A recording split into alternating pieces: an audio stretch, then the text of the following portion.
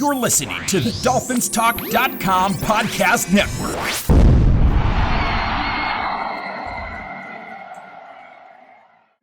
You are listening to the FinFans podcast, where we discuss everything Miami Dolphins. It's the off season, and we're looking forward to a fresh new start under different management in 2026. We hope you'll join us and enjoy the show.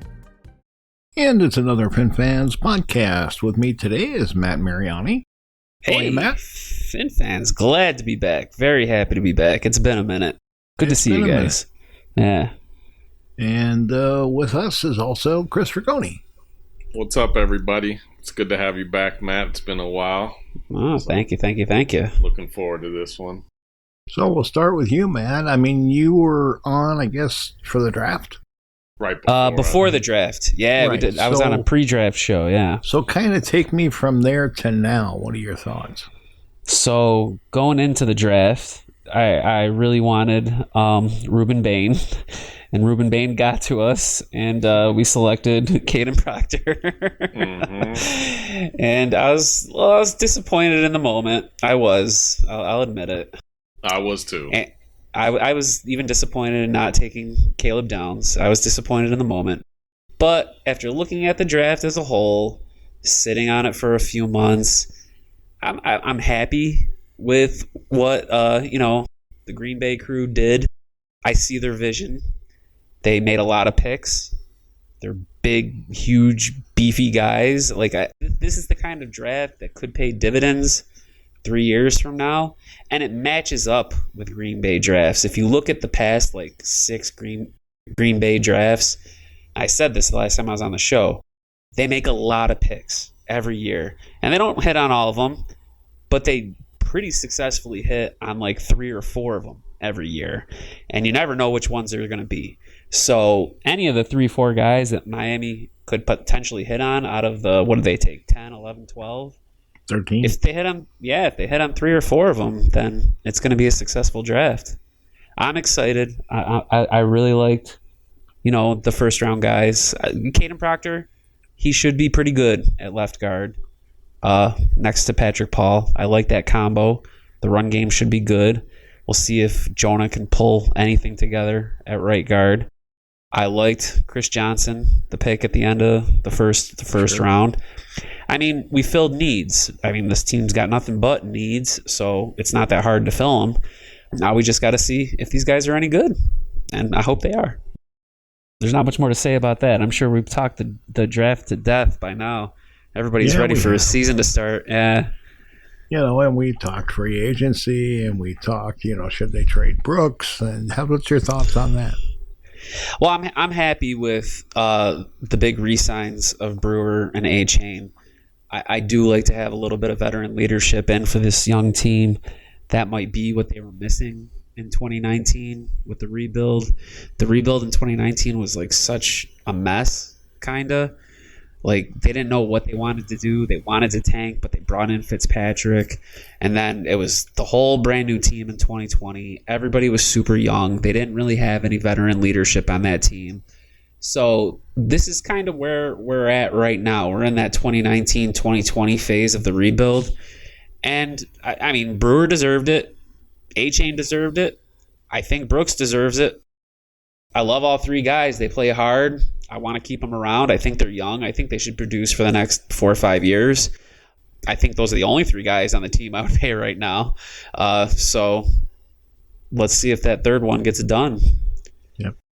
What were your thoughts as you were watching or listening to the recaps of the OTAs and the minicamp? You can't take too much from that.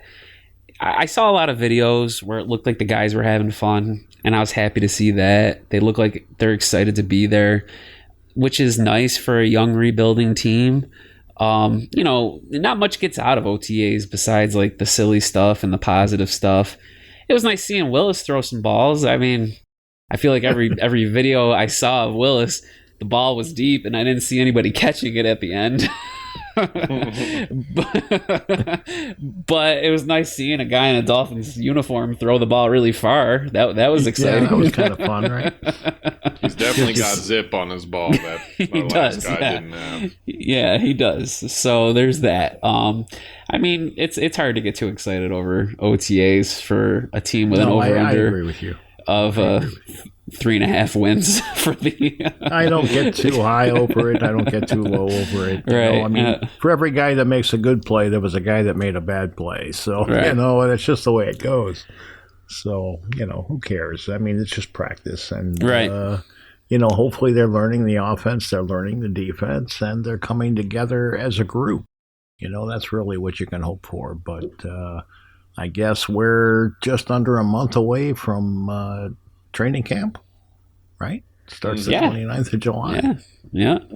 So that's That'll a be little exciting. Well, yeah, that's a little Yeah. more exciting. And then you finally make it to the preseason, I guess 10 days later, whatever it is. And, you know, that's when you get your magnifying glass out. You look at guys are actually doing, especially the youngsters. And that should be fun, you know, especially with the young rebuilding team.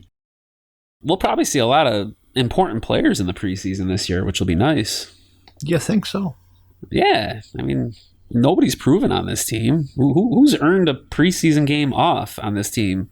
Yeah, for sure. I mean, that's kind of Besides what I Achane. said last Well, week or 2 weeks ago. I don't know how they're going to approach it, but, you know, if you look around the league, what tends to happen is the scrimmages get the starters, you know, and then the preseason games get the youngsters.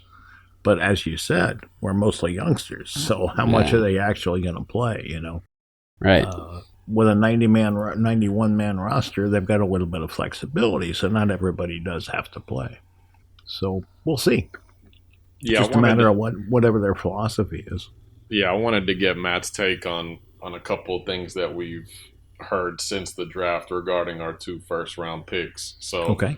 Caden Proctor at left guard as compared to him playing right tackle, especially with Austin Jackson, you know, still recovering from an injury. What do you think about that? Because I've definitely given my opinion on that multiple times, so I don't need to get into that. But we'll see if he stays there. Austin Jackson has a very dubious injury history. I think if Austin Jackson goes down, Proctor's going to go to right tackle very quickly. Mm-hmm. How many times has Austin Jackson played 17 games in his career? 0, Yeah. probably. You count them on no hands. Yeah, right. So I think we're going to see Caden Proctor at right tackle this year.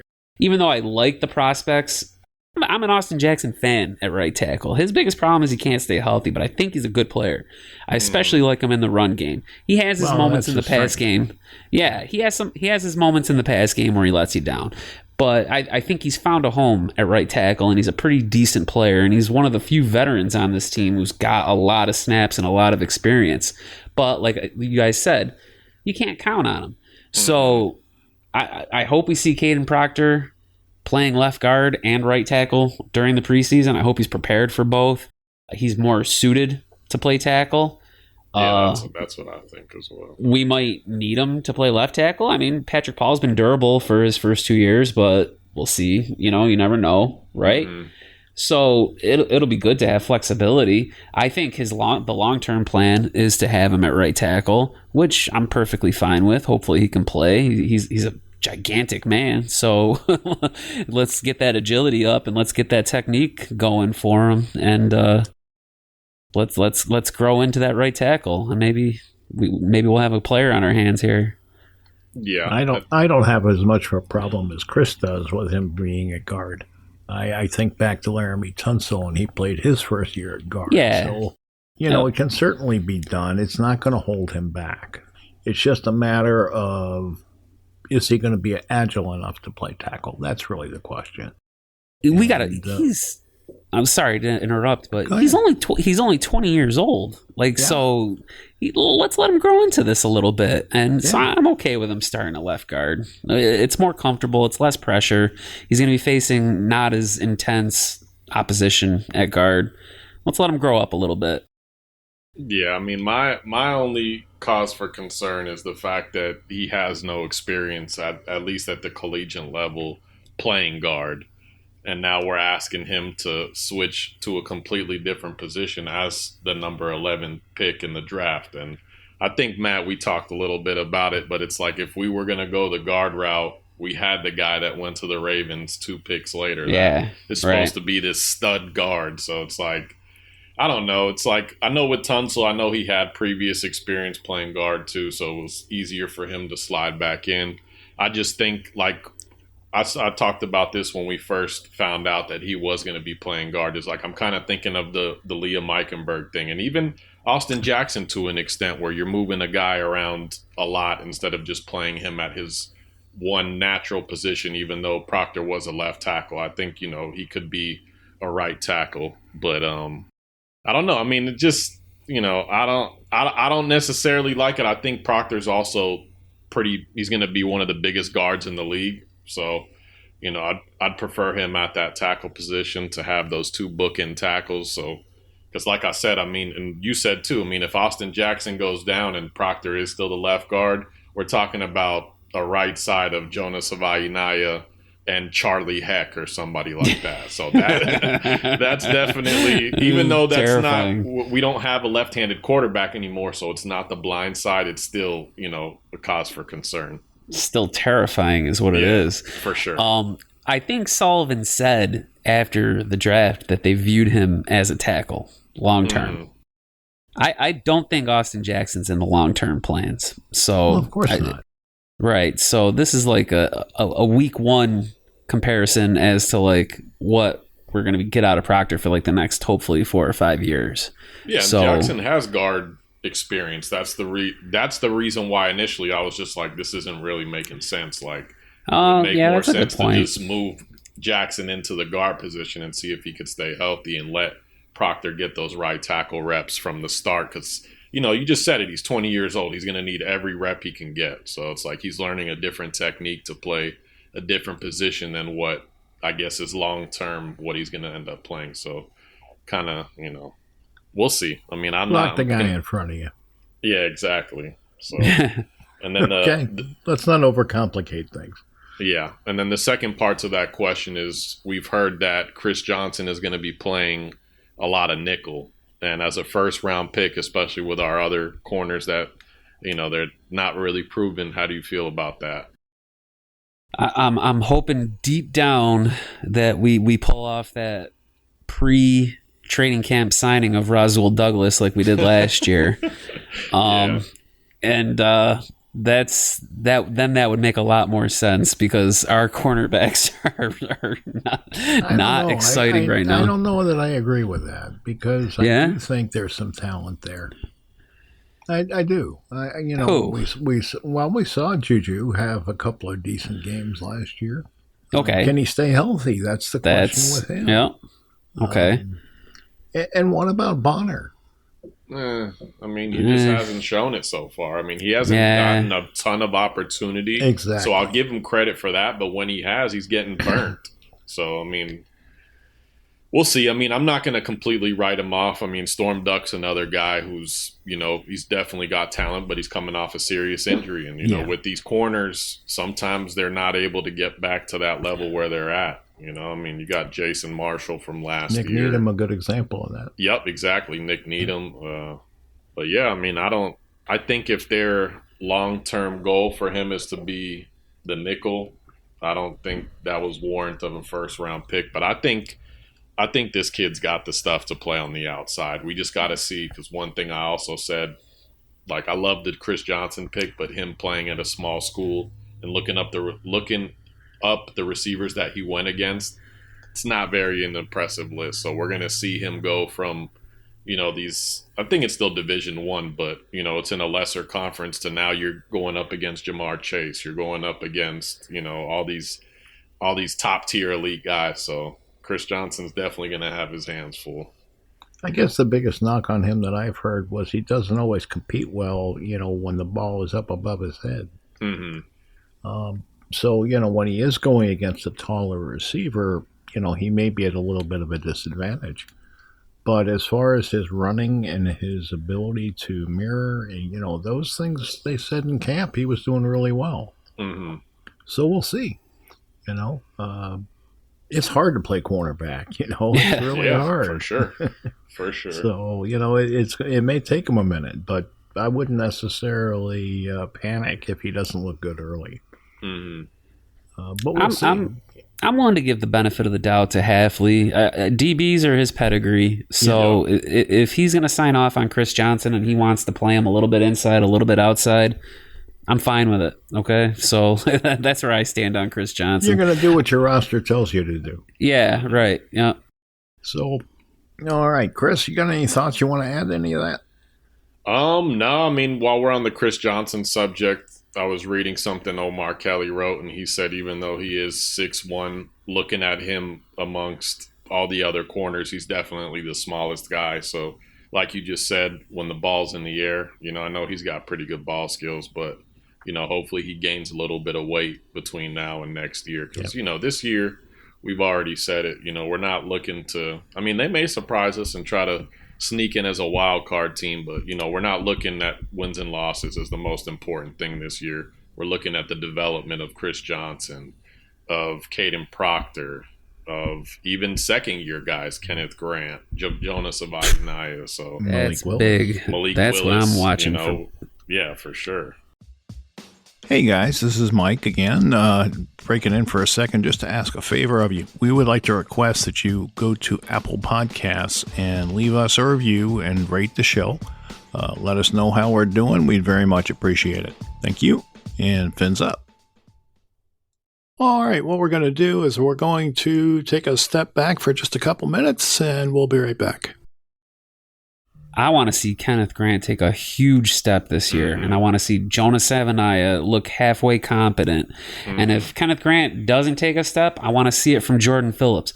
One of those guys has got to step up, okay? The rookie Phillips class was pretty damn good. Phillips was the best of the bunch. I thought Phillips was the best of the bunch. Sure. And Zeke Biggers looked better than Kenneth Grant last year. He sure did. Kenneth Grant's got a lot to prove this year. I'm going to be watching him closely this year.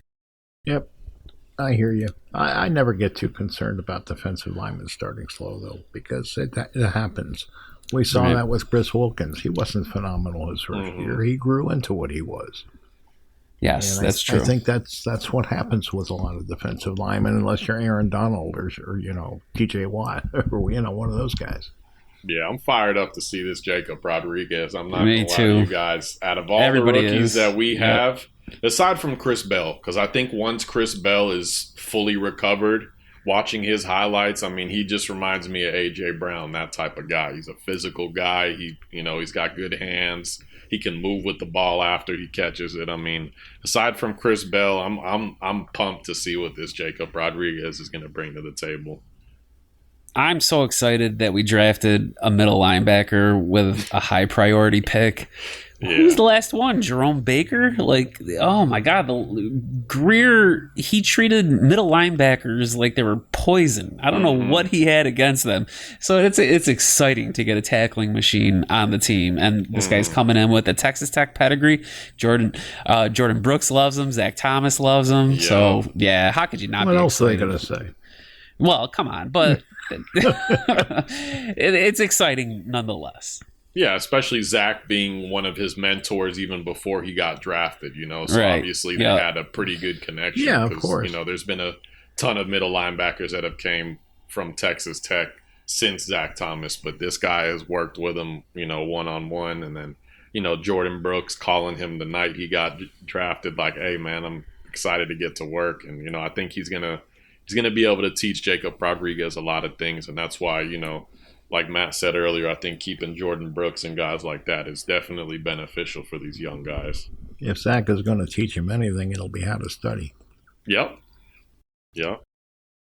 That is, something he can teach because he was great at it. Okay, so we've got some other things to talk about.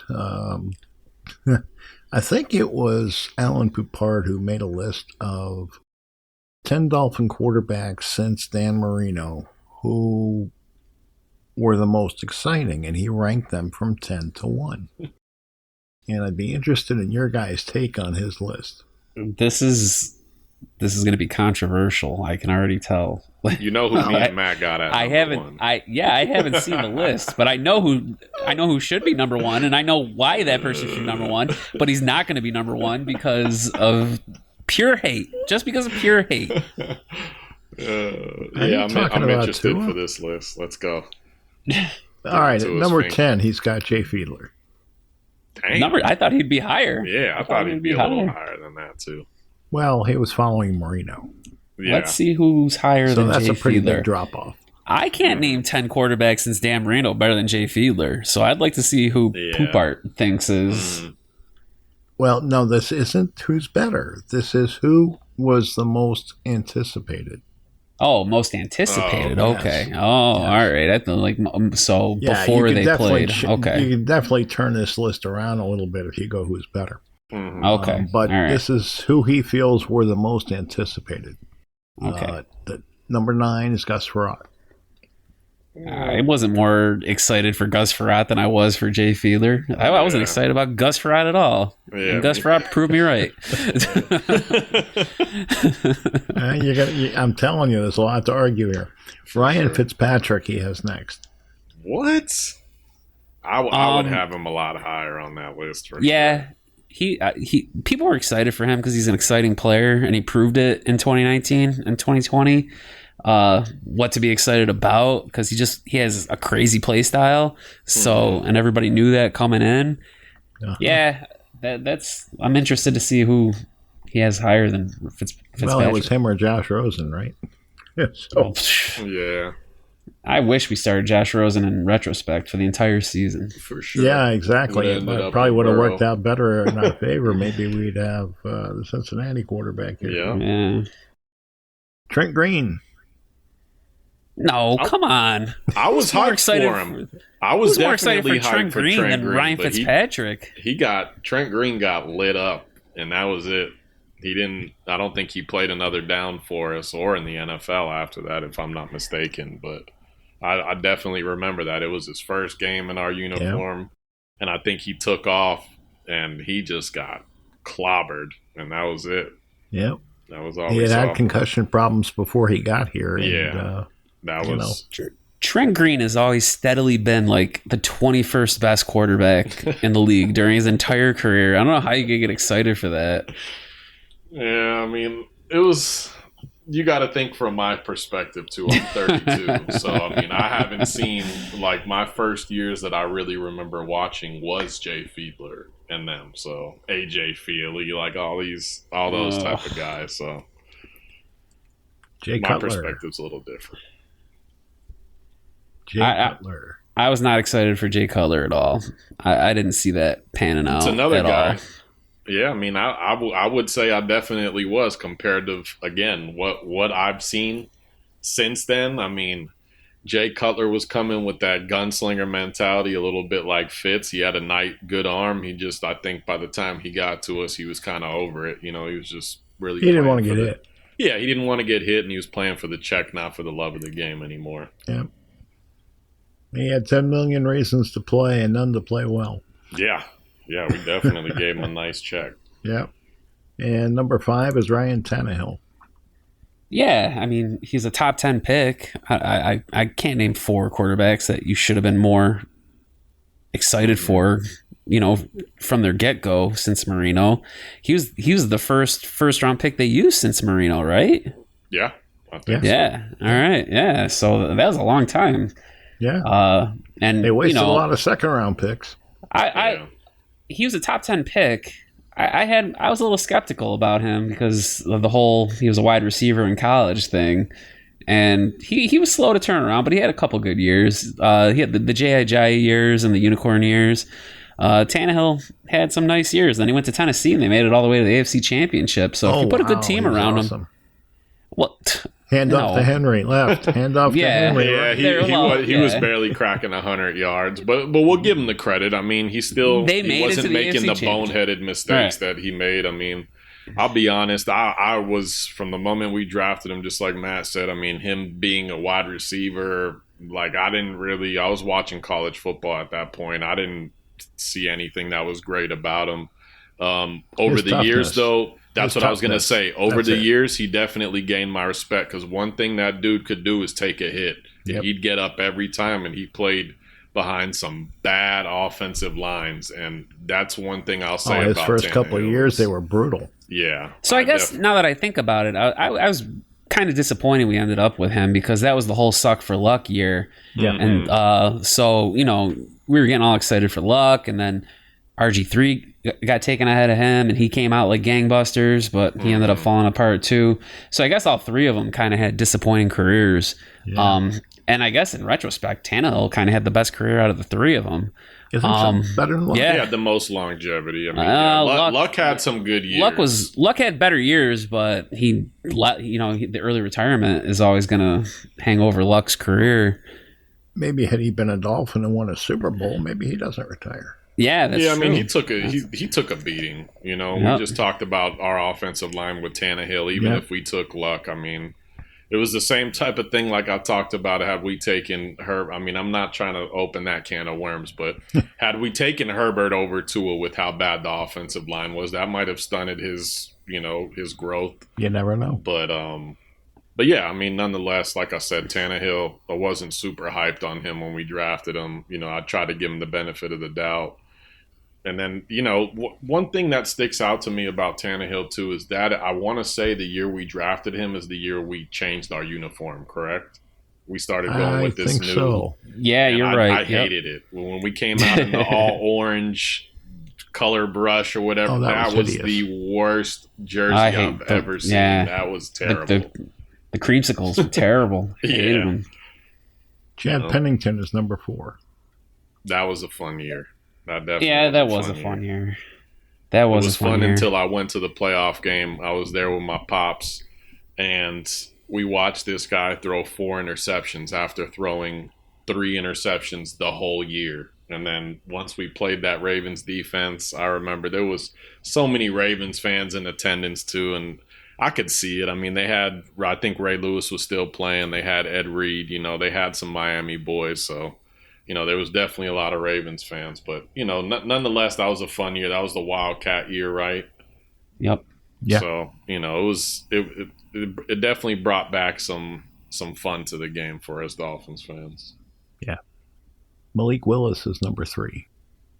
I'm not more excited about Malik Willis than I am about some of the I was more excited about Tannehill. I don't have high hopes for Willis. I don't. I like Willis. I don't think he's going to be successful as a Dolphin. I think we're going to be picking very high next year, and I think we're going to be taking a quarterback next year. So I'm just not excited for him. What about you, Mike? What do you think about that? I think the time to judge him is the end of the season. You're probably right. Yeah. I mean, I'm definitely optimistic about Malik. I mean, I'm not optimistic about his situation. Exactly. But, I mean, as far as the pass catchers, I mean, I think Dulcich, if he stays healthy, he's going to be good. This Wills Kazmarek, he's a good blocker, but also has solid hands. Obviously, with Achane, that option, whether he hands it or tucks it, I mean, that's going to be dynamic, I think. And our offensive line should be a lot better. I mean, our offensive line wasn't terrible last year. They were serviceable, but I think they take a step up. But, yeah, I mean, the pass catchers is really, really the huge key. And the Caleb Douglas has not gotten great reviews so far through his rookie camps and all the stuff that's taken place up to this part. And I see a Q next to his name on this depth chart, which means he's already banged up, which I don't love. But like I said, I think once Chris Bell comes back, I think that'll give him a solid number 1. I think Malik can develop into a nice slot receiver. And, Jalen Tolbert, somebody who they said Malik's been progressing as far as his chemistry with him. So yeah, I think he has the tools. There were games last year where I was impressed with Willis. I thought he played well in a tough spot. But I thought that LaFleur, as I watched those Green Bay games, I felt LaFleur was protecting him the entire time. You can't have a quarterback that you have to protect. No, you can't. So if this guy's going to become our franchise quarterback, we need him to ascend to compete with top 10 quarterbacks, top 5 quarterbacks. You can't have a guy who's been in the league as long as Willis need to be protected.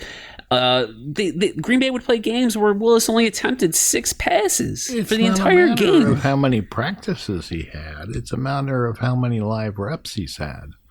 And he's had a ton of live reps. He's been around for a while now. I understand that, but he hasn't played that many. Yeah, he's got like 6 starts under his belt, Matt. He hasn't started a lot of games because you got to remember the year after they drafted him, they drafted the Will Levis, and I don't know if Will Levis just straight up beat him out or they just wanted to go in a different direction after seeing Malik in his rookie year. But I mean, I'm pretty sure he only has like 6 or 7 starts under his belt.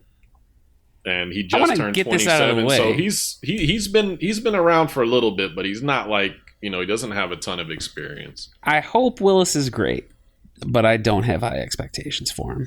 Mm-hmm. Prove me wrong, Malik. Prove me wrong. Okay, now let me ask you this: you have a GM who's been with him for 2 years. You have a coach who's been with him for 2 years.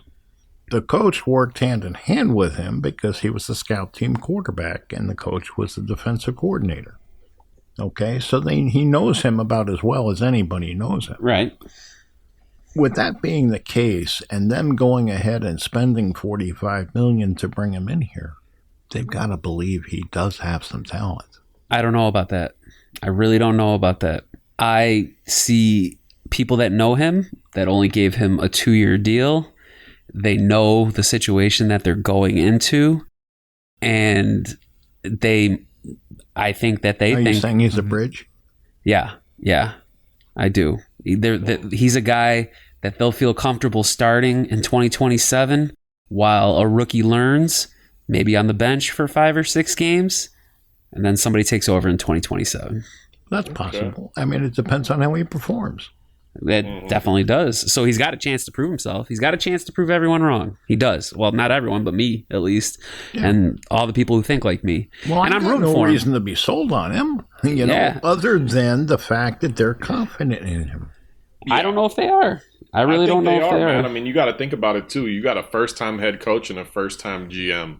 And in their first offseason, aside from all the big moves big move, right? Yeah, the biggest moves they made were getting rid of Tyreek Hill, we're getting rid of Jalen Waddle, we're getting rid of Tua Tagovailoa. But as far as like anybody, he's the only person they gave money to. And I know we didn't have a lot of money to work with, but that money they could have used in somewhere else. And if they wanted just a bridge quarterback, they could have got one for a lot cheaper than $45 million. So maybe, just maybe, we hired a GM and a coach from a smart franchise that knows how to properly reset a franchise.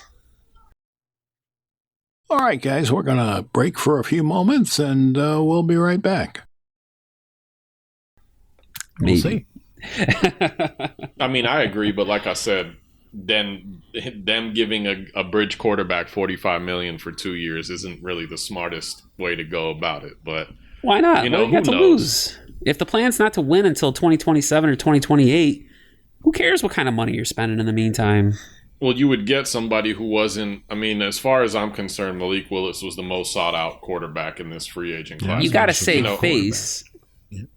Yeah, but at the same time, if you're really playing for 2027 and 2028, you would get a guy who, a Joe Flacco or a guy who's, can still come in and play ball and be a leader, but at the same time, he's not really going to win anything. I mean, who were we competing with for Malik Willis? The Jets and who else? Probably Arizona. Yeah. Who else?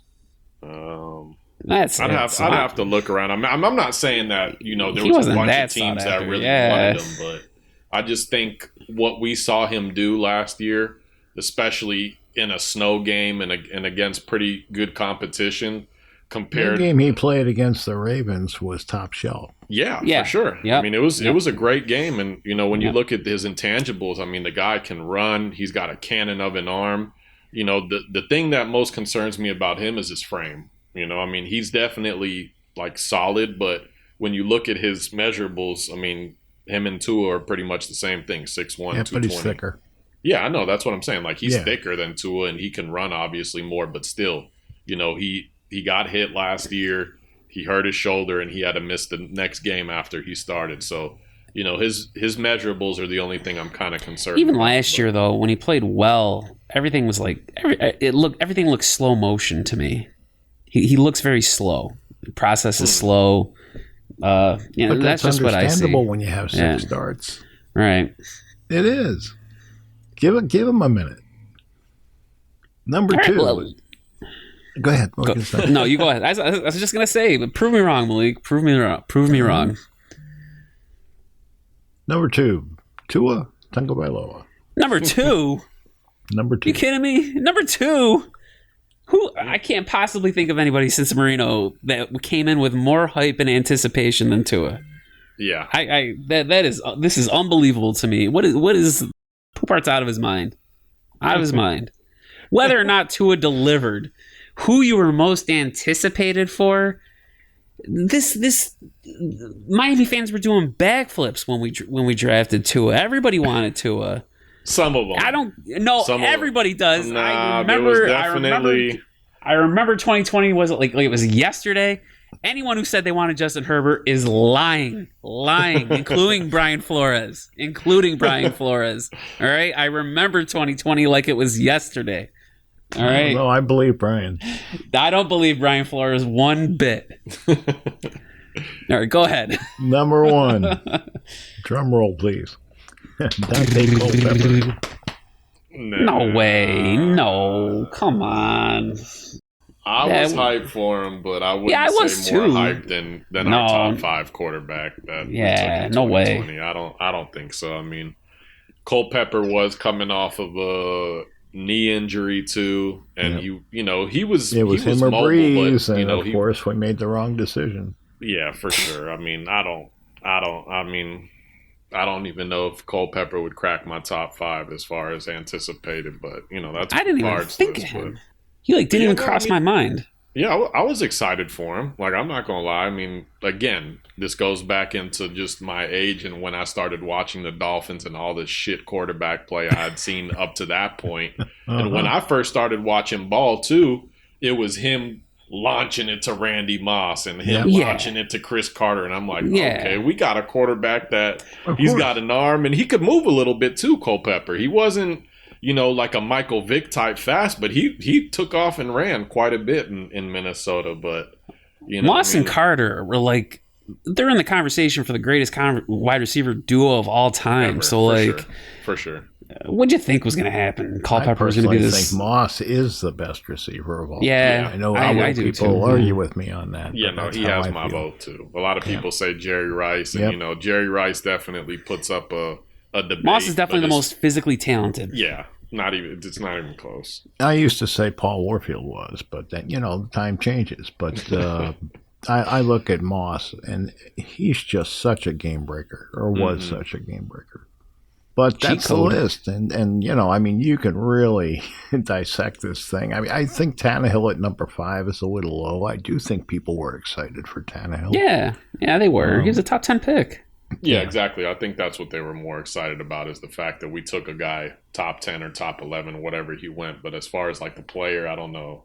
It just, for me, wasn't but there. I don't think people were more excited for Chad Pennington than they were for Ryan Tannehill. Yeah, I agree with that. I just don't think that. Yeah. And I was very happy when they got Pennington because the alternative was not good for us. Mm-hmm. So, but it is what it is. It's all subjective, and certainly Alan is entitled to his opinion, and that's the way it goes. But, we can sit here and nitpick it a little bit, I guess. Yeah, so, and definitely an opinion I respect. I mean, I read a ton of his stuff. Me I too. listen to his podcast sometimes, and the way he's able to just, he's like a Miami Dolphins encyclopedia. It's crazy. His memory's amazing. Yeah, it is. It really is. Pete Prisco came out with the top 100 players in the NFL. A couple of Dolphins made the list. At number 31 was Aaron Brewer. 31? And number 44 was Devon Achane. Wow. Damn. Yeah. 31 for Aaron Brewer. Yeah. Yeah. I'm glad Aaron Brewer's finally getting some flowers. People were not excited when we signed him because he was undersized and didn't have a great... I'm still a little bit of a skeptic, because, you can't put him in a power scheme, and they want to run the ball a lot, and we'll have to see how he does. But, a lot depends on how the offense is designed around him. He certainly blocked well last year. He's an excellent run blocker. Yeah, he was. And then that's what I'm saying. Right. But what he's excelled at is his quickness. He is so quick. Yeah, and get into that second level, but I think he's kind of a problem with the short yardage. I mean, the guard play was absolutely terrible last year, but when you add him, a smaller guy, to that, to that mixture, it just doesn't, it doesn't equate well. But now, we got Proctor and then Savai Nye on the other side, so hopefully the short yardage run game's a little bit better. Yeah. Just looking at his list, he's got Myles Garrett at number 1, Stafford at number 2, Josh Allen at number 3, Jamar Chase, Joe Burrow, Penei Sewell, Patrick Mahomes, who I think is ranked a little too high. What? Ooh. I do. That's a hot Justin take. Jefferson, Puka Nacua, Lamar Jackson. That's his top 10. I think Mahomes would be number 1 on my list. I mean, do you? Maybe not as far as the year he had last year, but like, come on, man. We're talking about Mahomes, if he wins another 1 or 2 rings, being one of the greatest quarterback, which I think, I mean, my personal opinion, he's the greatest quarterback I've ever seen play. Well, he was number 1 last year. Yeah. If you give me the first pick of an all NFL draft today, age, everything, I get to pick my guy, I'm taking Josh Allen. Damn. Yeah. Some upstate New York love there from Matt. I'm taking Josh Allen.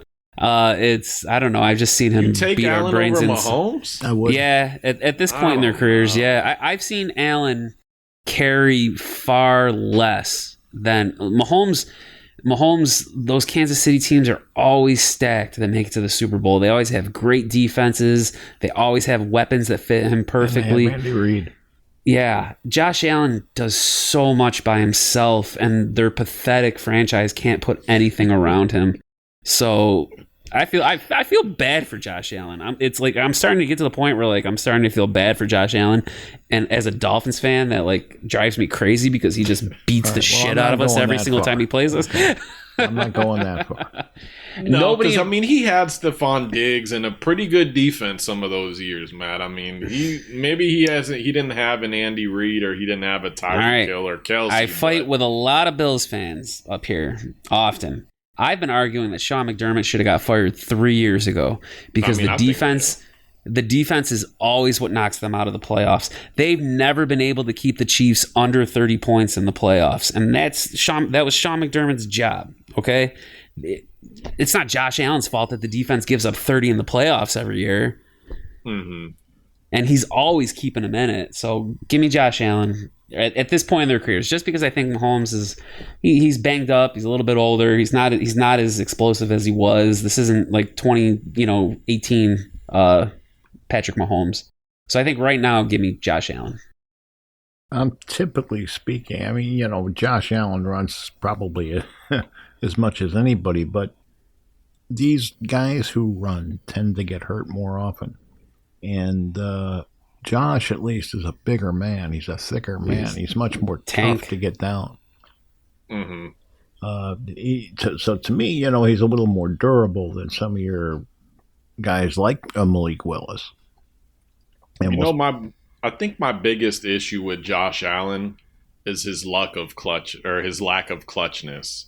Like, even last year was a perfect example in their playoff game. I mean, he missed a couple throws. I'll give you that. He didn't have a terrible game, but he missed a couple throws that could have changed the outcome of that game. Yeah. And that's who he is from time to time. When the pressure's really on him, and if you put pressure on him, he makes those mistakes. He makes those boneheaded plays. As to where Mahomes, it's like, I don't think there's nobody I'd rather have that. If I have one drive to go down the field to win the game, that's my guy. And he's not the fastest guy, and he's not big like Allen to where he can impose his will as a physical runner. But man, we've seen Mahomes take off and, on a 3rd and 23 and get 24 yards. You know what I'm saying? Like, he's just, I'm not dissing the guy. He's great. They're both great. Mm-hmm. And, I'd throw Joe Burrow into the mix, too. He's another guy I would not mind having at quarterback. No, for sure. I think he comes in at 3rd for me as far as quarterbacks, for sure. Yep. So, we could talk about the great ones all day, but, you don't need a great one. You need a good one. You need a very good one. You need one who has instinct. You need one who can throw the ball. if you can get that combination, a little bit of instinct and a little bit of ability, you got a shot. Mm-hmm. You know? You need a team. Look at who won it this year. Sam Darnold. Yeah. Yeah. Good for him. Yeah. That's all I have to say about Sam Darnold. Good for him, man. He turned that career around. Yeah. Proved a lot of naysayers wrong. Yeah, he did. And he played well. I mean, give the man his flowers. He played well. They got a great team. That's what it takes in the NFL. Their defense was just incredible. Everything. The end of the year and into the O-line. playoffs. I mean, Jackson Smith and Jigba. You know, you talk incredible. about you got to have the quarterback step up in big moments. Well, you got to have the defense step up in big moments too. You know, it all goes together. But, defense is back in the NFL. I love it. In the run game. Yep. In the run game. So, all right, guys. I guess that's hold on. I got one more thing to say about this list. Okay. All right. And Devon Achane in no world is as low as 44, given what he did last year and the last 2 years. I mean, I think he's a top 25 guy in the league right now. I mean, I want to know what running backs they put ahead of him. Yeah, and not only that, when you look at the type of catches he made, granted, he got a lot of screens, but like there was times where he lined up out wide and made some ridiculous touchdown catches, and like I think he's super undervalued as a receiver as far as his skill set because his speed is top notch. But Jonathan Taylor, let's see. Taylor was great last year. He was really good. Cook scored a lot of touchdowns, but I'd take Achane over him for sure. I'd rather have Achane than Cook. Gibbs is better. Yeah, Gibbs is better. Gibbs, I would say, is better for McCaffrey. sure. Gibbs is. Yeah. McCaffrey's going on name. Bijan, he was really good last year. No, McCaffrey was too, Matt. If you look that's at his true. numbers, Yeah, I mean, you're he right. was carrying that offense when Kittle was down. Ayuk was nowhere to be found. That Ricky Pearsall that they drafted a couple years in the first round has been a no-show. I mean, McCaffrey if you really look had at to his grind receiving last year. stats from last year, McCaffrey was a bell cow coming off that year where he would have two bad calves or whatever. I mean, you can't argue with any of the guys that he has in front of him, other than maybe James Cook. Yeah. Yeah, he's better than Cook. Give me Achane over Cook. Yep. So, all right, guys, thanks for joining me this evening, and thanks for listening, everybody. We'll be back next week, and until then, fins up. Fins up. Yeah, fins up. And that's the end of another show. I want to thank the Believe Network for allowing us to join them this year, and the Dolphins Talk Network, who we've been a part of for many years. I want to thank both of these outfits. They're exceptional people, and we're proud and honored just to be a part of it. Until next time, take care.